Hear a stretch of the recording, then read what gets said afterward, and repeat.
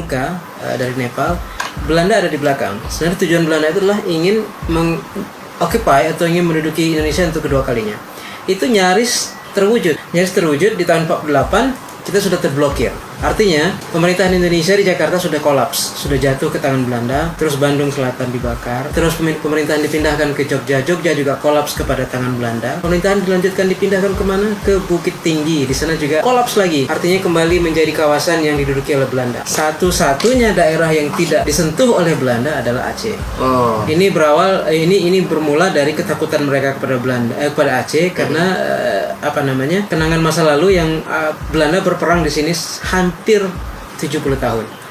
Jadi kepedihan yang sedemikian dalam itu membuat mereka agak berpikir berkali-kali kalau ingin menyerang Aceh di tahun 48. Jadi pada saat itu cuma Aceh aja nih yang belum diserang. Aceh the only place yang masih survive. Makanya waktu itu dalam konferensi meja bundar dipertanyakan kalau Belanda ingin mengambil alih kembali Indonesia yang kedua kalinya, maka disyaratkan adalah seluruh daerah itu harus kolaps, tunduk kepada Belanda. Nah, pada waktu itu Aceh belum kolaps, artinya Belanda belum berhasil menguasai Aceh, dan syarat untuk Indonesia jadi merdeka kembali adalah kawasan yang tidak diduduki oleh Belanda itu harus lebih besar daripada negara Belanda.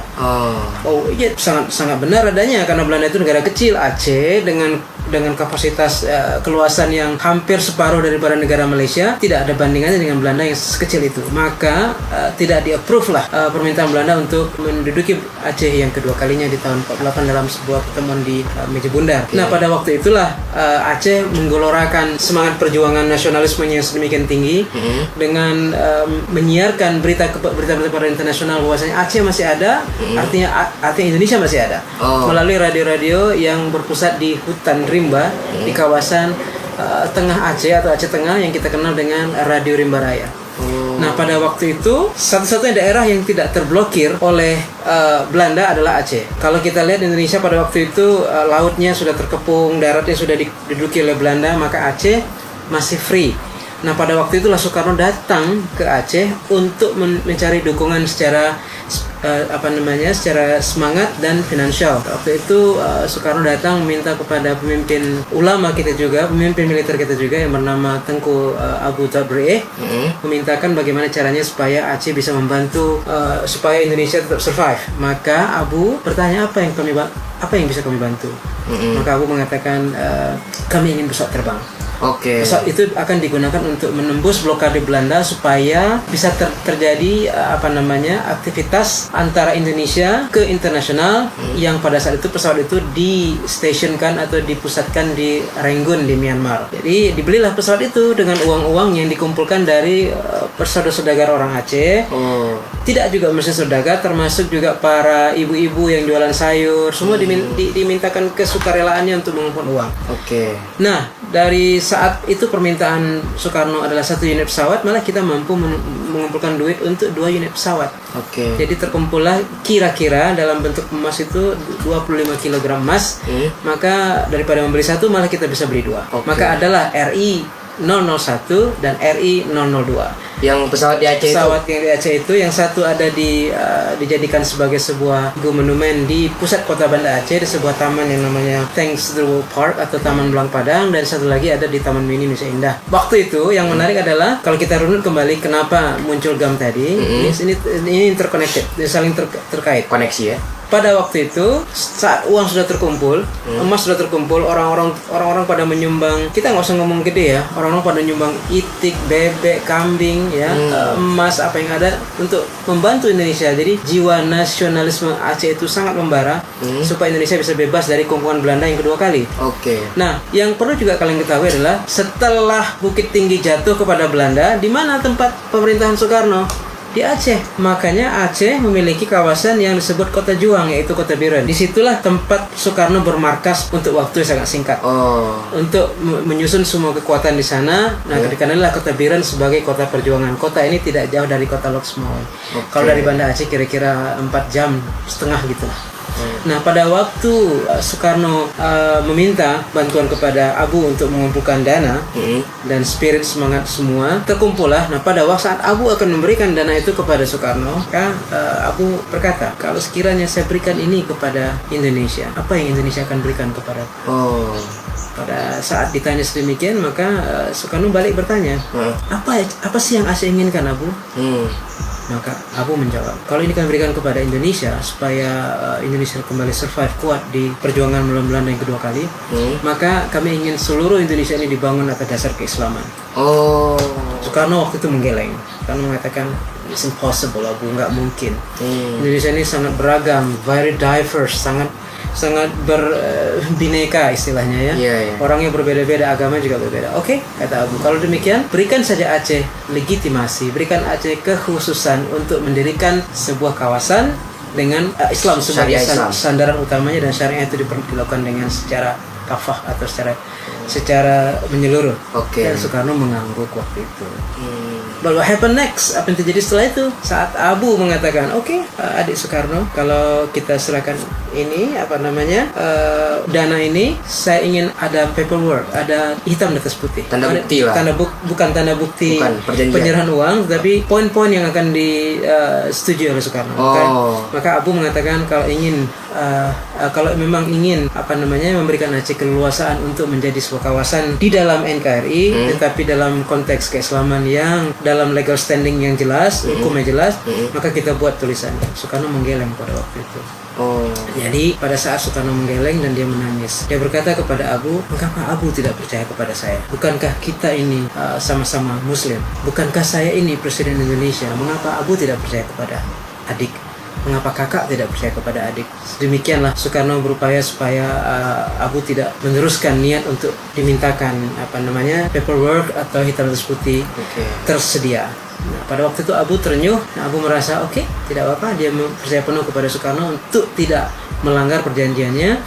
Dan pada waktu itu diserahkanlah semua dana tersebut tanpa ada janji-janji yang diterakan dalam bentuk paperwork atau tulisan-tulisan yang ditandatangani bersama, kecuali kwitansi penyerahan saja. Jadi ini perjanjian tanpa ada tanda bukti gitu ya? Tanda buktinya ada dalam bentuk obligasi, dan itu hanya seperti pemberian obligasi atau dana saja.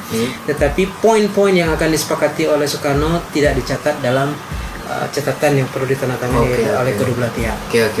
Nah, what happened next? Pada saat dibelikan pesawat di Singapura, pesawat yang tidak begitu besar, yang ukurannya mungkin dalam kapasitas 8 atau 12 seat, pesawat itu digunakan untuk menyeberang ke internasional, memperkuat delegasi Indonesia dalam meeting-meeting internasional, maka terwujudlah kemerdekaan Indonesia yang kedua kalinya. Artinya digagalkanlah pada saat sidang di Den Haag, dibatalkan keinginan Belanda untuk menguasai Indonesia kedua kali karena Aceh masih ada. Aceh itu lebih luas daripada negara Belanda, maka akhirnya Belanda tersenyum pahit, gagal karena Aceh masih survive. Nah, pada waktu itu ada satu klausul yang sangat membuat dilematis adalah kalau Indonesia ingin dibentuk maka harus dibentuk dalam posisi Indonesia Serikat. Nah, pada waktu itu yang terjadi adalah Aceh malah hilang dari peta dunia. Aceh tidak ada lagi, digabung dalam Sumatera Utara menjadi namanya Sumatera Timur, dan capitalnya adalah Medan itu sendiri. Ini yang dianggap sebagai sebuah pengkhianatan dari janji awal ingin memberikan legitimasi atau legal standing supaya Aceh bisa memiliki kekuatan hukum syariah sendiri, menjadi spesifik sendiri dengan keislamannya, dengan kulturnya, tetapi malah digebiri dan hilang dari map dunia karena dimasukkan ke dalam Sumatera Timur. Inilah yang kemudian menimbulkan kekecewaan tersebut, dan muncullah gerakan-gerakan yang kita kenal dengan Darul Islam atau Tentara Islam Indonesia, waktu itu DITI. Jadi murni yang di Aceh ini adalah karena kekecewaan kepada janji Soekarno yang tidak ditepati, malah kita seperti didiskreditkan atau dikebirikan atau dihilangkan dari peta dunia karena kita harus tunduk kepada Sumatera Utara dalam sebuah payung baru namanya Sumatera Timur. That's the point. Maka disitulah makanya orang-orang mengangkat senjata, menentang itu, dan terjadilah pemberontakan. Itu tahun berapa ya awal? Itu berawal dari tahun 50-an. Dari 50-an? Ya, dari kekecewaan tersebut. Tetapi realnya GAM itu muncul di tahun 76.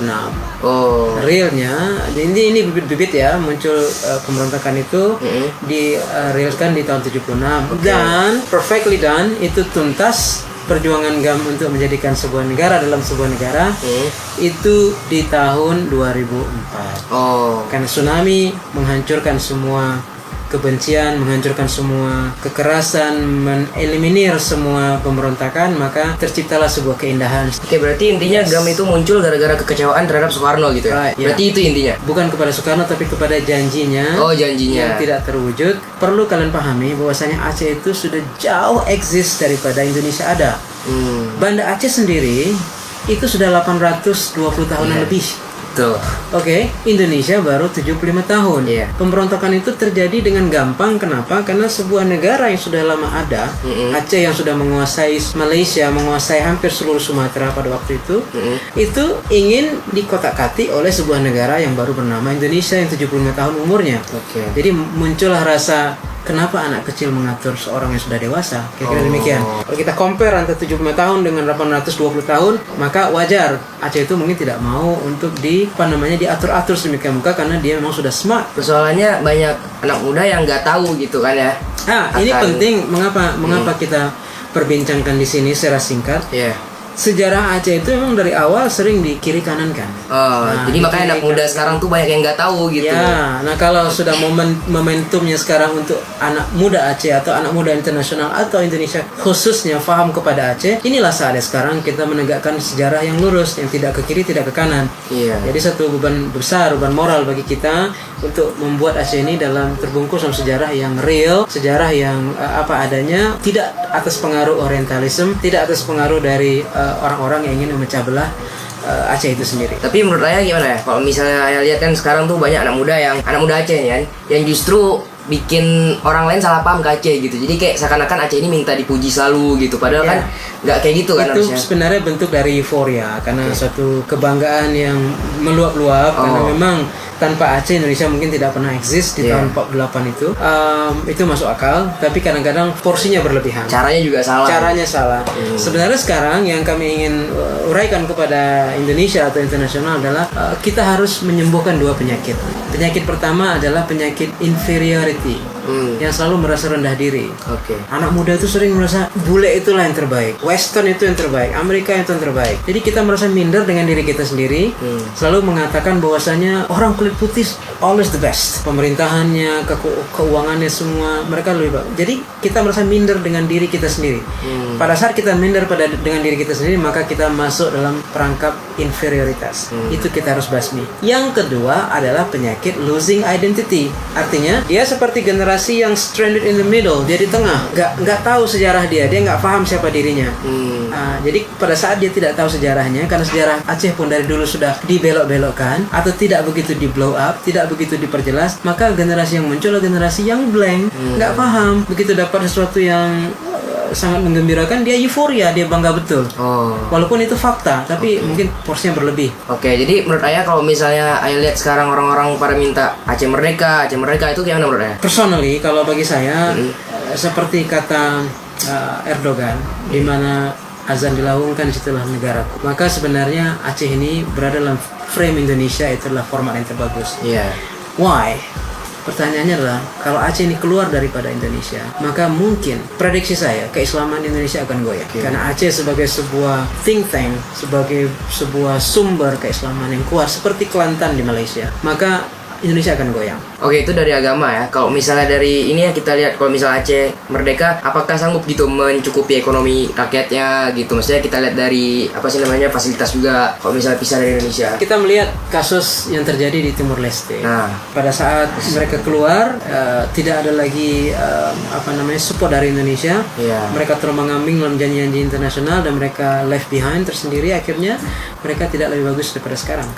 Aceh itu ada memiliki Mars sendiri, memiliki bendera sendiri, memiliki beberapa klausul-klausul yang andainya ditepati oleh Indonesia dan Aceh itu sudah menjadi sebuah kawasan yang sangat independen. Jadi artinya Aceh itu sebenarnya dalam format sekarang sudah, dengan kata lain, sudah separuh merdeka. Udah gitu aja berarti ya Cie ya. Pertanyaan-pertanyaannya semoga kalian mengerti, itu panjang banget ya Cie ya. Intinya ini tujuan gue bikin ini sebenarnya bukan untuk apa-apa, tapi lebih ke edukasi aja sebenarnya gitu kan. Karena ya seperti gue bilang tadi, karena anak muda sekarang itu banyak yang nggak tahu gitu kan secara Aceh gimana. Dan gara-gara yang tadi aku bilang soal euforia euforia itu yang orang-orang Aceh terlalu bangga itu, jadinya orang Indonesia menganggapnya Aceh ini apa sih, minta dipuji selalu gitu kan, jadinya jadi buruk gitu pandangannya. Jadi makanya di sini gue mencoba untuk meluruskan itu gitu sebagai edukasi gitu kan, karena sebenarnya nggak kayak gitu semua, rakyat Aceh nggak kayak gitu semua gitu. Makanya gue bilang di sini gue bikin video ini ya biar bisa meluruskan tentang pandangan orang Indonesia terhadap Aceh yang udah rusak gara-gara konten-konten TikTok dan YouTube yang membanggakan Aceh terlalu berlebihan gitu kan. Sebenarnya itu make sense, itu masuk akal. Tapi kalau sudah formatnya berlebihan, maka jadi nggak nyaman. Tapi sejujurnya karena Aceh Islam itu masuk untuk Indonesia dari Aceh, kemudian kita mensupport pembangunan Indonesia juga dari Aceh di tahun 70-an. Pada saat kita menemukan ladang gas di Arun, itu adalah lumbung ekonomi bagi Jakarta membangun Indonesia. Nggak aneh kalau euforia itu muncul. Tapi mungkin kalau diformatkan dalam situasi yang berlebih, jadi nggak nyaman bagi Indonesia yang lain mendengarnya. Seolah kita butuh dihargai secara berlebihan, walaupun itu sebenarnya real adanya, bukan kita buat-buat. Oke. Udah segitu aja ya, makasih ya udah gabung ke video Ade kan? Ade. Makasih udah gabung ke video aku. Yaudah segitu aja dulu, makasih ya. Oke cuy, jadi intinya seperti itulah mainnya. Kita udah siap ngobrol bareng bokap gue tadi gitu kan, 20 menit lebih bos. Capek juga dengernya gitu kan. Ya mungkin bakal gue cut juga ya, nggak mungkin 20 menit gue upload ke YouTube, ntar kalian bosen dengernya gitu kan. Makanya gue cut dikit lah gitu kan. Tapi intinya bakal gue sampaikan nanti men, oke? Jadi ya seperti yang gue bilang tadi, di video ini gue bukan ingin memecah belahkan ya, bukan ingin mengadu domba, bukan ingin memanas-manasi, bukan ya cuy ya. Tapi di sini gue lebih ingin mengedukasi gitu dengan cara yang benar gitu. Karena menurut gue nih, cara orang-orang TikTok yang mengatakan Aceh bukan Indonesia itu salah men, maksudnya caranya itu salah. Mungkin ya cuy ya, tujuan mereka ingin ngasih tahu kalian gimana sejarah Aceh gitu, mungkin ya, karena kan mungkin orang-orang tersebut juga pingin Indonesia itu tahu gitu Aceh itu